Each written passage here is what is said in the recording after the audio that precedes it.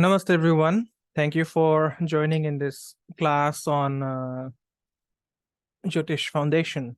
And today's class is being uploaded as a recorded class. I'm not being able to conduct live classes due to a few personal reasons. But anyways, once you finish watching this video, kindly leave behind your questions in the comment section, and I will be very happy to answer them. Okay. But then before we begin, like we always do, let's start with the Shanti Mantra from the Upanishads. Om Sahana Bhavatu, Sahano Bhunakatu, Saha Viryankara Vavahai, Tejasvinadaditamastu Ma Vidavishavahai. Om Shanti Shanti Shanti. Okay. So today we'll be looking at planets in different houses. Okay. And over the last few classes, we have discussed the results of placement of house lords in different houses. So now we will be having a look at the placement of various planets, irrespective of their lordship in different houses. Okay, and a proper understanding of this aspect is very essential for making correct predictions. Okay, and we'll be looking at the results as mentioned in the Brahat Parashara Hora Shastra, but if you look at other books, then some of the results may vary. Okay, but then these are very much generalized results. And what we need to understand here is that placement of planets in different houses involves an interaction between the inherent nature of the planet and the significations of the house concerned. Okay, and the results of such planetary placements, as I said, have been taken mostly from the classical work called Brahat Parashara Hora Shastra. Okay, and you may apply these results to individual horoscopes, but have the openness or open-mindedness so that you make suitable adjustments to ensure that these rules are as coherent in the modern context as possible. Okay, so the sun, the general rule is that the sun or Surya is favorable if it is present in the houses 3, 6, 10, and 11. Okay, the sun is favorable in the houses 3, 6, 10, and 11. Okay, in the first house, Parashara says it gives, scanty body hair. It makes one indolent, cruel-hearted, easily angered, having tall stature, arrogant, valiant, unforgiving, dry eyes, or defective vision. Okay, now there are certain exceptions to this. So if the sun is placed in the first house in Mesha, that means in Aries, it means it is getting exalted, but it is, it usually gives poor vision or poor eyesight. If it is placed in the first house for, Cancer ascendant, then it leads to cataract. If it is placed in the first house in Leo rising or Leo ascendant, then it can make one very physically strong, but it can also give night blindness.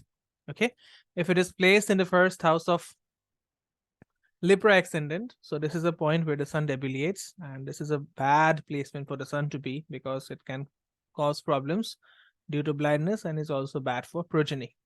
Okay, if the sun is placed in the first house in Pisces Lagna, then it makes one engage with a lot of women. Such a person will be waited upon and be served by women. Okay, it could be the mother, it could be the wife, it could be the mistress as well. Okay, in the second house, the native can lose wealth through the king. So in the modern context, it applies to government. It can cause diseases in the face or teeth. It can cause defective speech, but it can bring a lot of wealth. Okay, in the third house, it makes one very courageous, wealthy, liberal, and strong. But then it gives, it makes one bereft of siblings, younger siblings. Okay, and it also makes one very learned and knowledgeable, and also the native overcomes his opponents or her opponents very easily.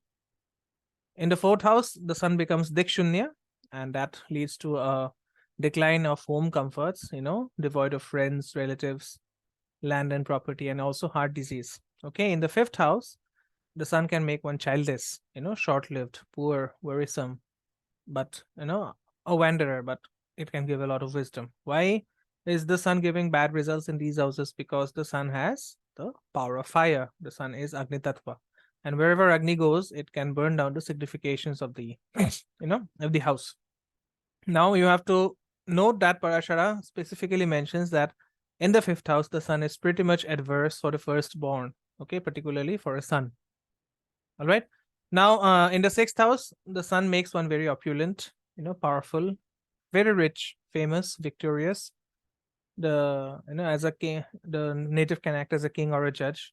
It can, because the sixth house is the house of digestion. So the person can have a very good appetite as well as digestion. Okay. Seventh house, so it can make the native poor, wicked, can make the native prone to suffering, humiliation, bad looking, sickly, inimical to women folk, and also someone who treads the forbidden path. Okay. In the eighth house, the sun can make people devoid of wealth and comforts, have few children, make the native short-lived, deprived of near and dear ones, and also diseases in the eye. Okay. In the ninth house, it can make the native blessed with wealth, friends, sons, and happiness. It can make one devoted to gods and Brahmins, but it is adverse for the father. Okay. And why is this? Because the sun is the significator for father. Ninth house indicates father. So this is the condition where a significator in its relevant house usually damages the concerned signification. Okay. This is not Karako Bhava Nashaya.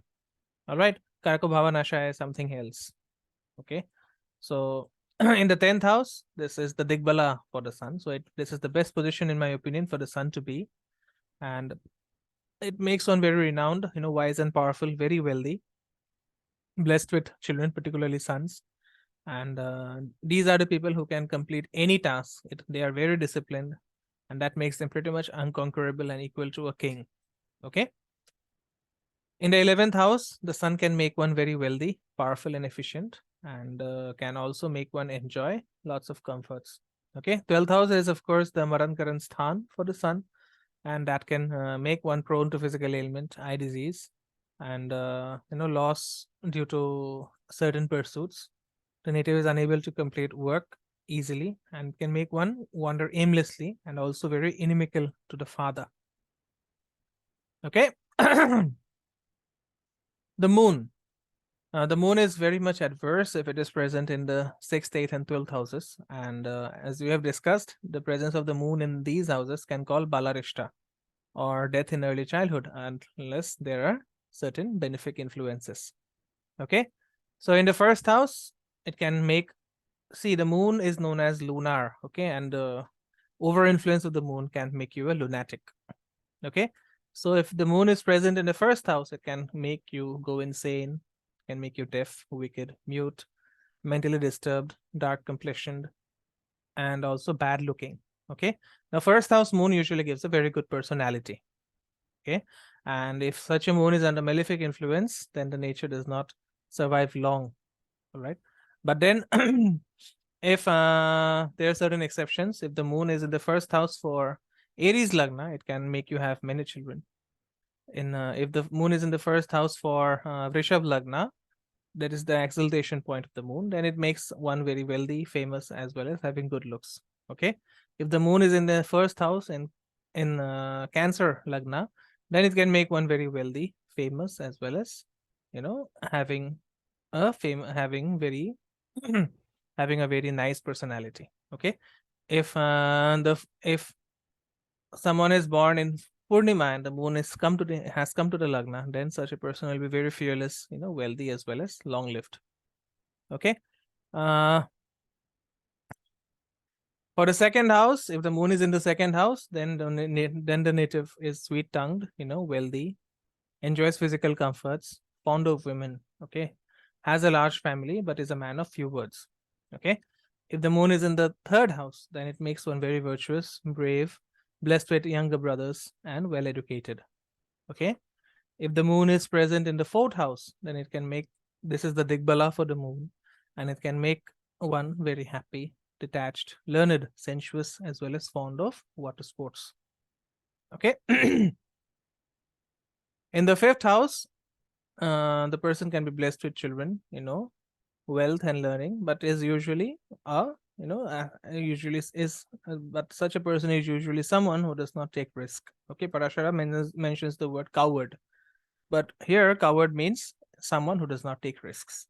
Okay, in the sixth house, as I said, sixth house is an adverse place for the moon to be, so it makes one very short-lived. Having soft skin, easily angered, troubled by opponents, abdominal disorders. Okay, the seventh house can make you good looking. It can make you give to sexual access.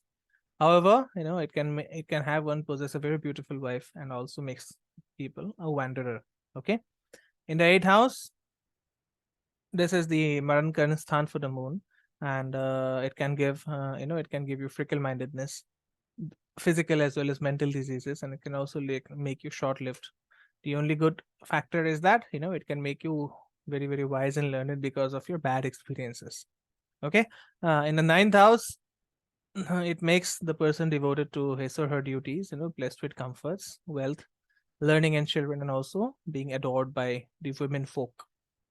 Okay, in the 10th house, this can make a very wealthy person. It can make you very pious, very efficient, powerful, and liberal. And but because the moon is a watery planet in the 10th house, the native finds it difficult to complete his or her tasks or complete things under his or her supervision. Okay. In the 11th house, it makes you gain through the mother. It makes you wealthy and famous, brave, thoughtful, as well as it makes you blessed with a lot of children, and it makes you long lived.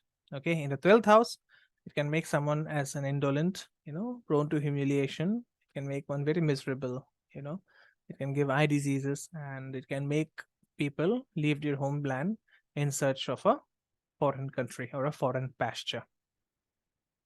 Okay. Mars, this is a tricky planet. Okay, Mars is good in 3, 6, 10, and the 11th houses. However, in the first house, the second house, the fourth house, the seventh house, the eighth house, and the 12th house, it produces a condition which is called Kuja dosha or Mangal dosha, and that is regarded as an adverse for conjugal life. Okay.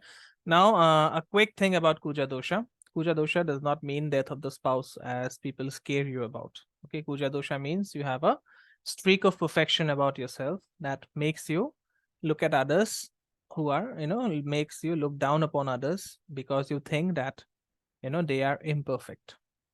Okay, so the only way and the best way to escape from Kuja dosha is to give up your notion of perfection, and you will be really, really happy in whatever you do. All right, so in the first house, Mars can make one very cruel, daredevilish, fickle, and sickly, and it can it can give issues with anger management and also getting bodily injuries. In the second house, it makes one bereft of learning, wealth. It can however give you good food as well as good company, diseases in the oral cavity, and can make you a wanderer. Okay, in the third house, this is a good position for Mars to be because it makes you very valorous, powerful, unconquerable, virtuous, and upright, and but it is adverse for younger siblings.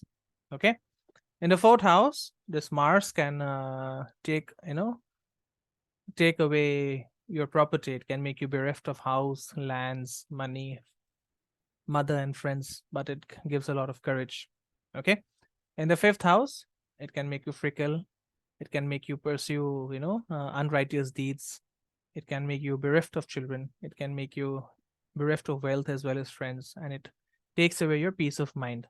Okay, sixth house is the best position for Mars to be in because it gives you victory over your enemies. Okay, it gives you high digestive capacity as well as a powerful appetite, and this is the position for leaders. Okay, seventh house Mars, so it makes you quarrelsome, it makes you wicked, it makes you sickly, and it can also lead to death of spouse. Okay, Mars in the eighth house, so this is the worst position for Mars to be in. It makes you miserable, sickly, short-lived, as well as it makes you indulge in prohibited deeds and can cause bodily injuries.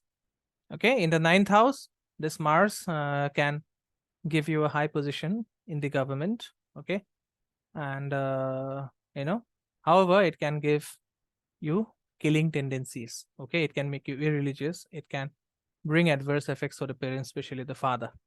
Okay, 10th house Mars is very good because Mars attains Digbala in the 10th house. It can make one very disciplined. Okay, but that person can behave really, really cruelly in order to achieve his or her objectives. Okay, such a person is also very, very valorous and is often held in high esteem by the people around him or her. Okay, in the 11th house, Mars, 10th house Mars, it can give you an attitude of my way or the highway. So you have to watch out for that as well. Okay, in the 11th house, it can make you very wealthy, lustful, brave, and it can, bring you your desired pleasures. Okay, in the 12th house, Mars brings problems in the bedroom. Okay, it causes a lot of conflict and strife with the husband and wife, and it can also cause eye diseases as well as other miserable physical and mental conditions. Okay, such a Mars in the 12th house can also make one appear very repulsive towards others. All right, so that's it from me. In this class, we discussed the sun, the moon, and the Mars.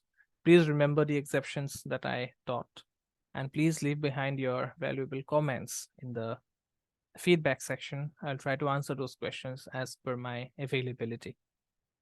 All right, so we'll be restarting with the live classes from next week. Kindly subscribe to the channel, share the video if you find it useful, and please invite your friends who are enthusiastic about learning jyotish to be a part of this course, because this is something big we are doing for free, and everyone can come and learn irrespective of their experience, irrespective of their knowledge. Okay, so thank you everyone for joining in this video, in this class. I'll see you soon in yet another video. Namaste. Om Gurave Namaha.